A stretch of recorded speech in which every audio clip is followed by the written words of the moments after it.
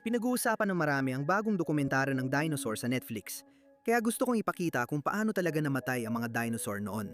Isang asteroid na 10 kilometro ang lapad ang bumangga sa kasulukuyang lokasyon ng Mexico sa bilis na 4,000 kilometro kada oras.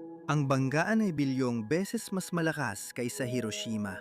Sa wala pang isang segundo, nahukay ang bunganga na 180 kilometro ang lapad sa mundo. Sa loob na 40 minuto, trilyong butil ng salamin mula sa tunaw na bato ang bumagsak sa atmosfera.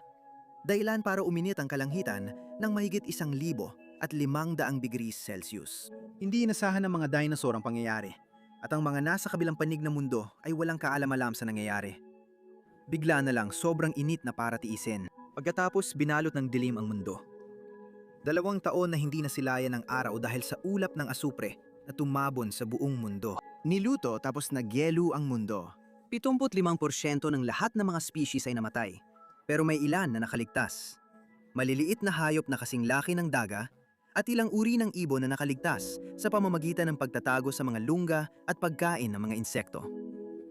Ang mga maliliit na mammal na iyon ang ating mga ninuno. Makalipas ang 66 na milyong taon mula sa mga lungga, ay nagawa nating lumikha ng sasakyang pangkalawakan na kayang itaboy ang asteroid na muntik pumuksa sa mundo.